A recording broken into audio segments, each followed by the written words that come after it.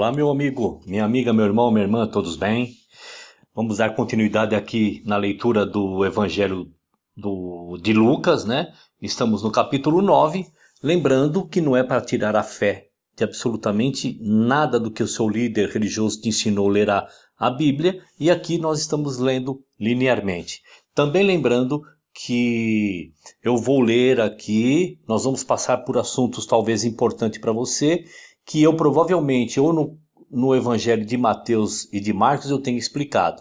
Então aquilo que eu ver que eu não falei, eu vou dar uma destrinchada, e aquilo que talvez já tenha falado e talvez ache importante falar novamente, eu vou falar.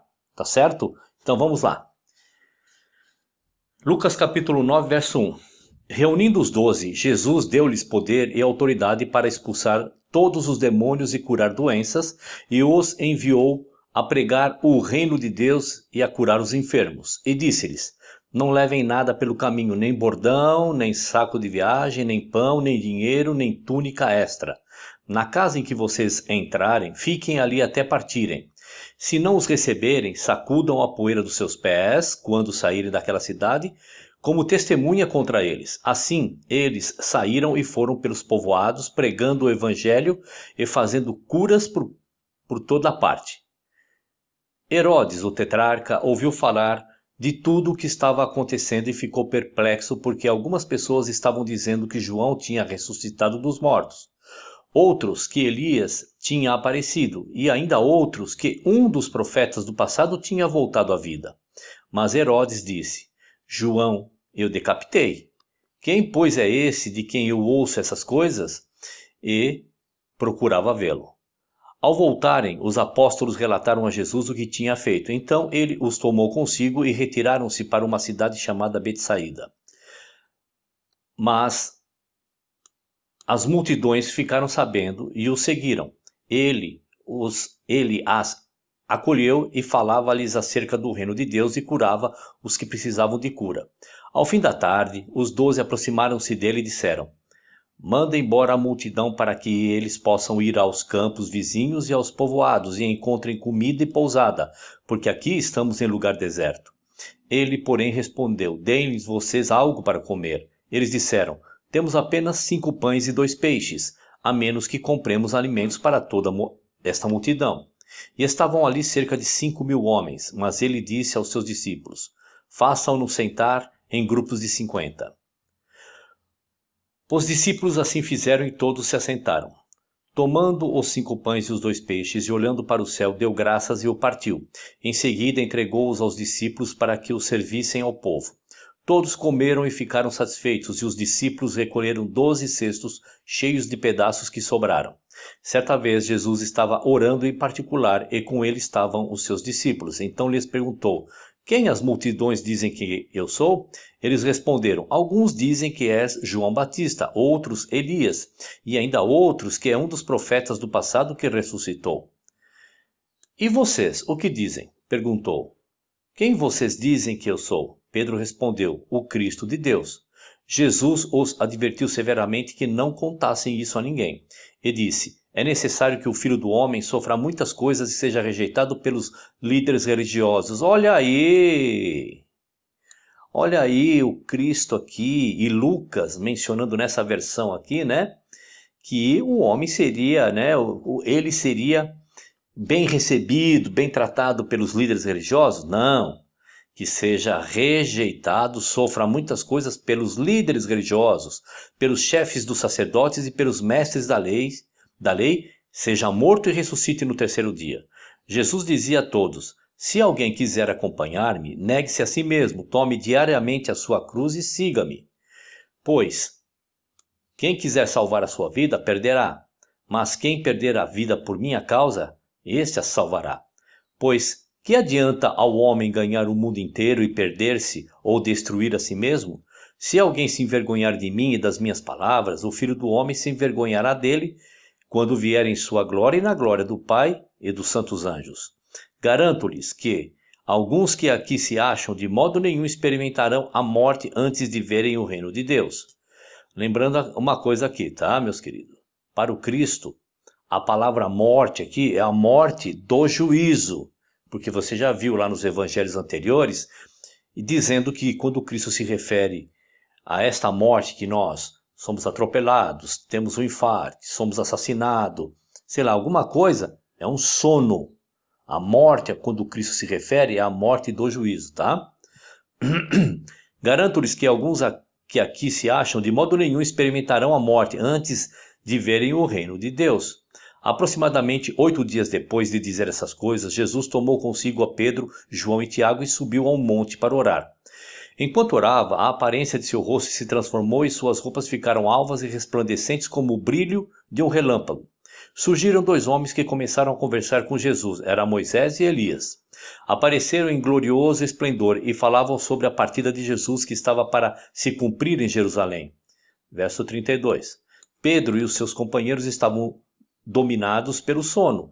Acordando subitamente, viram a glória de Jesus e os 2 homens que estavam com ele. Quando esses estavam se retirando, Pedro disse a Jesus: Mestre, é bom estarmos aqui. Façamos 3 tendas, uma para ti, uma para Moisés e uma para Elias. Ele não sabia o que estava dizendo. Enquanto ele estava falando, uma nuvem apareceu e os envolveu, e eles ficaram com medo ao entrarem na nuvem. Dela saiu uma voz que dizia: Este é o meu filho, o escolhido, ouçam a ele. Tendo-se ouvido a voz, Jesus ficou só. Os discípulos guardaram isto somente para si. Naqueles dias não contaram a ninguém nada do que tinham visto. No dia seguinte, quando desceram do monte, uma grande multidão veio ao encontro dele. Um homem da multidão bradou: Mestre, rogo-te que dês atenção a meu filho, pois é o único que tenho. Um espírito o domina, de repente ele grita, lança-o em convulsões e o faz espumar, quase nunca o abandona e o está destruindo. Roguei aos teus discípulos que o expulsassem, mas eles não conseguiram. Respondeu Jesus: Ó geração incrédula e perversa, até quando estarei com vocês e terei que suportá-los? Traga-me aqui o seu filho. Quando o menino vinha vindo, o demônio lançou por terra em convulsão. Mas Jesus repreendeu o espírito imundo, curou o menino e entregou de volta ao seu pai. E todos ficaram atônitos ante a grandeza de Deus. Estando todos maravilhados com tudo o que Jesus fazia, ele disse aos seus discípulos. Verso 44.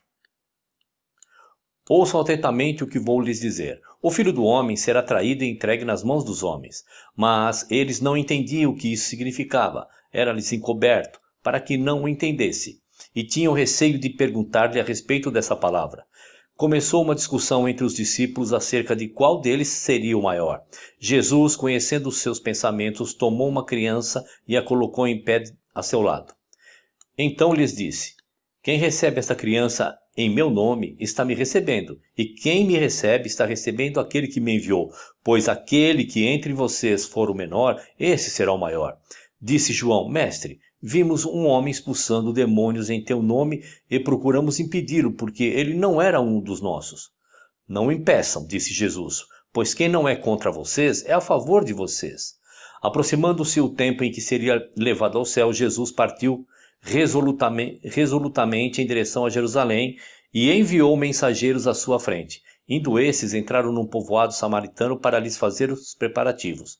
Mas o povo dali não o recebeu, porque se notava em seu semblante que ele ia para Jerusalém. Ao verem isto, os discípulos Tiago e João perguntaram: Senhor, queres que façamos cair fogo do céu para destruí-los? Mas Jesus, voltando-se, os repreendeu, dizendo: Vocês não sabem de que espécie de espírito são, pois o Filho do Homem não veio para destruir a vida dos homens, mas para salvá-los. E foram para outro povoado. Quando andavam pelo caminho, um homem lhe disse: Eu te seguirei por onde quer que fores. Jesus respondeu: As raposas têm as suas tocas e as aves do céu têm os seus ninhos, mas o Filho do Homem não tem onde repousar a cabeça. A outro disse: Siga-me. Mas o homem respondeu: Senhor, deixe-me ir primeiro sepultar meu pai. Jesus lhe disse: Deixe que os mortos sepultem os seus próprios mortos. Você, porém, vai e proclame o reino de Deus. Ainda outro disse: Vou seguir-te, Senhor, mas deixe-me primeiro voltar e me despedir da minha família. Jesus respondeu: Ninguém que põe a mão no arado e olha para trás é apto para o reino de Deus. Bom, terminamos aqui o capítulo 9 de Lucas. Você, como eu, não estamos vendo absolutamente nenhuma orientação nada para que as pessoas montassem templos e ficassem dentro deles fazendo tudo aquilo que você já sabe, certo? Vamos lá, capítulo 10 de Lucas. Depois disso, o Senhor designou outros 72 e os enviou 2 a 2 adiante dele a todas as cidades e lugares para onde ele estava prestes a ir. E lhes disse: a colheita é grande, mas os trabalhadores são poucos, portanto peçam ao Senhor da colheita que mande trabalhadores para sua colheita. Vão, e eu os estou enviando como cordeiros entre lobos. Não levem bolsa, nem saco de viagem, nem sandálias, e não saúdem ninguém pelo caminho. Verso 5. Quando entrarem numa casa, digam primeiro: paz a esta casa. Se houver ali um homem de paz, a paz de vocês repousará sobre ele, se não, ela voltará para vocês. Fiquem naquela casa, e comam e bebam o que lhes derem, pois os trabalhadores merecem o seu salário. Não fiquem mudando de casa em casa. Quando entrarem numa cidade e forem bem recebidos, comam o que for posto diante de vocês. Curem os doentes que ali houver, e digam-lhes: o reino de Deus está próximo de vocês. Verso 10. Mas quando entrarem numa cidade e não forem bem recebidos, saiam por suas ruas e digam: até o pó da sua cidade, que se apegou aos nossos pés, sacudimos contra vocês. Fiquem certos disto: o reino de Deus está próximo. Eu lhes digo, naquele dia haverá mais tolerância para Sodoma do que para aquela cidade. Ai de você, Corazim, ai de você, Betsaída, porque se os milagres que foram realizados entre vocês ou fossem Tiro e Sidom, há muito tempo elas se teriam arrependido vestindo roupas de saco e cobrindo-se de cinzas. Deixa eu parar um minutinho aqui. Lá no Antigo Testamento tem diversos exemplos que nos ensinam o que significa isso, tá? Quando se vestia de cinza, né? Rasgava-se as roupas ou se colocava roupas de saco, roupa simples, significa, sabe o quê? Arrependimento e tristeza, ou tristeza e arrependimento. É disso que o Cristo está falando dessa cidade, tá certo? Vamos lá. Mas no juízo haverá menor rigor para Tiro e Sidom do que para vocês. E você, Cafarnaum, será elevado até o céu? Não, você descerá até o Hades. Aquele que lhes dá ouvidos, está me dando ouvidos. Aquele que os rejeita, está me rejeitando. Mas aquele que me rejeita, está rejeitando aquele que me enviou. Os 72 voltaram alegres e disseram: Senhor, até os demônios se submetem a nós em teu nome. Ele respondeu: eu vi Satanás caindo do céu como relâmpago. Parar mais um minutinho aqui também. O Cristo, quando está dizendo isso, olha, os discípulos dizem: olha, nós expulsamos os demônios em teu nome. Aí Cristo fala assim: eu sei, eu vi Satanás caindo do céu como relâmpago. Mais uma vez, dá um pulo aí no meu canal, veja aí veja o card aí em cima, você vai ver, eu coloco sempre desde o primeiro vídeo para você ter uma sequência. Verdades que nunca irão te contar, que fala sobre encapetamento, demônios, Satanás, possessão demoníaca. E ali vai estar nessa série, eu não sei qual dos vídeos, está explicando perfeitamente o que Jesus quis dizer quando ele disse isso. Olha, eu vi Satanás caindo do céu. Vamos lá. 19. E eu lhes dei autoridade para pisarem sobre cobras e escorpiões e sobre todo o poder do inimigo. Nada lhes fará dano. Contudo, alegrem-se, não porque os espíritos se submetem a vocês, mas porque os seus nomes estão escritos nos céus. Naquela hora, Jesus, exultando no Espírito Santo, disse: eu te louvo, Pai, Senhor do céu e da terra, porque escondeste essas coisas dos sábios e cultos e as revelaste aos pequeninos. Sim, Pai, pois assim foi do teu agrado. Todas as coisas me foram entregues por meu Pai. Ninguém sabe quem é o Filho a não ser o Pai, e ninguém sabe quem é o Pai a não ser o Filho, aqueles a quem o Filho o quiser revelar. Então ele se voltou para os seus discípulos e lhes disse em particular: felizes são os olhos que veem o que vocês veem, pois eu lhes digo que muitos profetas e reis desejaram ver o que vocês estão vendo, mas não viram, e ouvir o que vocês estão ouvindo, mas não ouviram. Certa ocasião, um perito da lei, certa ocasião, o quê? Um líder religioso levantou-se para pôr Jesus à prova e lhe perguntou: mestre, o que preciso fazer para herdar a vida eterna? O que está escrito na lei? Respondeu Jesus: Como você vê a lei? Ele respondeu: ame o Senhor, seu Deus, de todo o seu coração, de toda a sua alma, de todas as suas forças, de todo o teu entendimento, e ame o teu próximo como a ti mesmo. Meu querido, o próximo aqui para um hebreu é outro hebreu, tá? Não vai pensar que o próximo aqui sou eu, você que somos brasileiros, tá certo? Vamos ver o que Cristo orientou a respeito disso. Disse Jesus: você respondeu corretamente, faça isso e viverá. Faça isso, porque assim é que está na lei de Moisés. Você é um discípulo de Moisés, faça desse jeito. E você vai viver. Ele não está falando de vida eterna. Tá? Verso 29. Mas ele, querendo justificar-se, perguntou a Jesus: e quem é meu próximo? Em resposta, disse Jesus: o Cristo. Vamos parar um minutinho aqui. O Cristo sabe muito bem que o próximo, segundo a lei de Moisés, é outro hebreu. Tanto o Cristo quanto esse líder religioso. Mas agora Cristo vai passar uma lição para esse homem, já que fez essa perguntinha para tentar pegá-lo. Um homem descia de Jerusalém para Jericó quando caiu nas mãos de assaltantes. Estes lhe tiraram as roupas, espancaram-no e se foram, deixando-o quase morto. Aconteceu estar descendo pela mesma estrada um sacerdote. Quando viu o homem, passou pelo outro lado. Então o sacerdote, que mandamento ele quebrou aqui do decálogo? Nenhum. Ele não teve outros deuses, não se encurvou a outros deuses, não fez escultura de imagem, não tomou o nome de Deus em vão, não profanou o dia de sábado, não desonrou pai e mãe, não matou, não roubou, não cobiçou o que é do próximo. Ele não fez nada disso. Passou de lá, ele não quebrou nenhum decálogo da lei, nenhum item do decálogo da lei. Certo? Continuando. E assim também, um levita, quando chegou ao lugar e o viu, e o passou por outro lado. Então, tanto o levita quanto o sacerdote não quebraram nenhum item da lei de Moisés. Agora vem a lição.